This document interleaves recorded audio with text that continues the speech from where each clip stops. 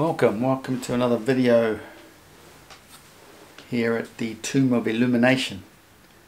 Today we're going to talk about the magnetic flux of Earth and how it's like a ring magnet. How you're not taught that, basically because you're taught you live on a spinning ball, you live on a ball.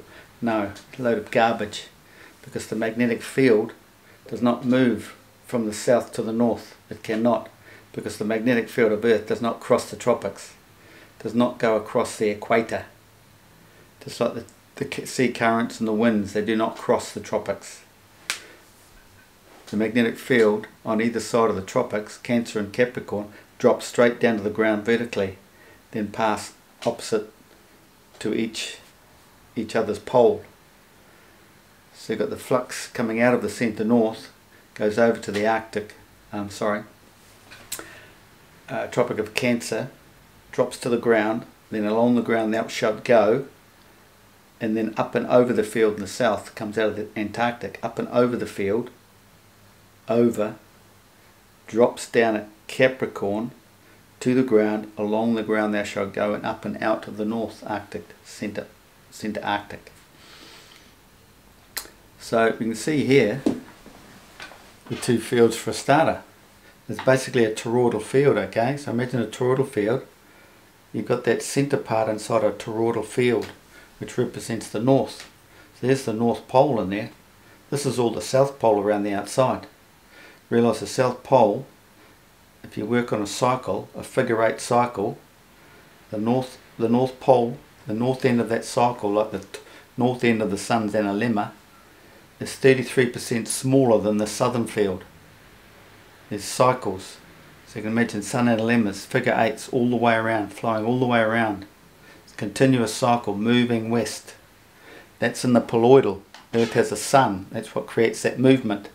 But in a magnet it's not moving. It's just stagnant. Straight up in the south. And then you have your north. So these ring magnets are basically, well, I think this is. I could probably say it's not, but to me it's still radial and axial, because radial is flowing up and over to the Tropic of Capricorn, through the ground, up and out of the centre north. So because we've got the dividing line between these two fields, see, will be the axial point. That's the tropical zone between the two fields. It's the avoidance zone. It's the dielectric on Earth, because that's where we imagine the sun's flying around, because it's a long story, check out my other videos, but it's the moving sun that creates this radial flow of the changing magnetic field going to the tropics, down and up and out. That keeps us infinities changing magnetic field going, because of the sun moving around, which is electrical, right? And that changing magnetic field helps make the sun move around, and vice versa. So what came first, the hen or the chicken? The magnetic field or electrical? Well, in Earth's case, if you think deep, the magnetic field was there first, but it's all about frequency. It hit the right frequency. Due to the wind, we don't hear it. We don't hear that frequency. But in the Bible it says the four winds, the meeting of the four winds, created the vortex, the spin in the centre north, due to the hot and cold temperatures of Earth, right? And that vortex created a spin, and that spin hit a frequency, and that frequency ignited the sun. That's how we got our electrical. This is how we get electrical from magnetic field on Earth, but it's all hidden from us. So it's hitting the right frequency. So if you get a magnetic field, well, in Earth's case we have the temperature variance, so maybe we could hit the right frequency using other methods than using the hot and cold system, the winds. We could create a frequency maybe, somehow, I'm not sure. But anyway, that's how we'd get our free electrical from this magnetic field. But anyway, I want to show you how the field comes out of the north, centre Arctic north. Well, actually it's going in there, so this might be the other side. So see, you still got the flux on the outside, the southern field as opposed to the northern hemisphere. Let's have a look. See that right out of the centre you got a divergence. It's coming out of the centre north Arctic quite clearly there, right? Push it all back there. You can see it shooting out all the way, shooting out. It's shooting over to the Tropic of Cancer.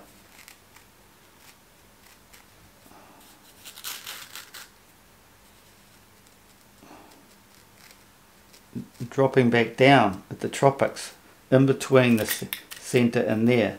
It's dropping back down at, say, Cancer, but then you'll see it flowing from that point out over this way. That's what the field does. It'll flow from Capricorn over to the south.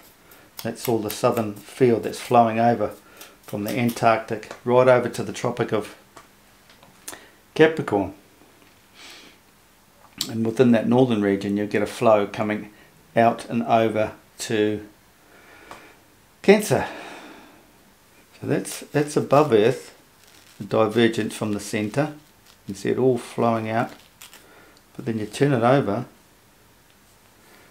it's very minute, so you can imagine it coming out of the Earth this way now. Very minute, because before it expands outward, which I've just shown you, the outward flow at the top, you've got to imagine a very small inward, which is very hard to see, but dead centre it is going in. There's a little in zone right in there. It's probably about 5 mm in diameter, where it does actually just run inside. There's centre right there. But you see it's just going down and in. It's all going down, isn't it? See?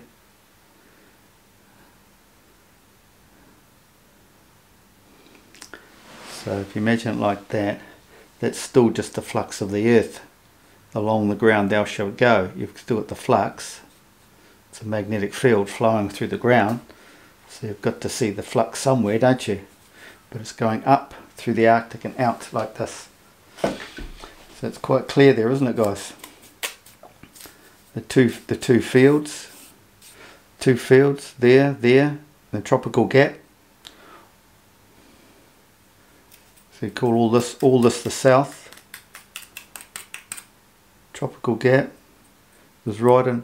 Tropical gap is right between the two fields here actually. So this is flowing up and over that way, see? So the tropical gap is right there at the dividing line between that northern, that flat zone and this expressed out field. So we have a north and a south pole on top here with these magnets, but you also have a north and a south down the sides. So you'll have a south and a north here. No matter how many magnets you use, it could be just one ring magnet, but I'll put two to make it stronger. So if I took that bottom one away, you'd still get the same, but you'd see less of it. It's more obvious if you use two.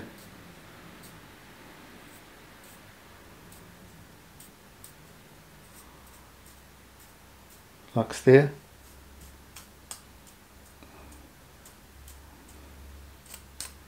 There's still that neutral zone between them, you see. No matter how you cut a magnet, you'll always have that neutral zone. And in our Earth's case, it's the tropical gap. Okay? Cheers, guys.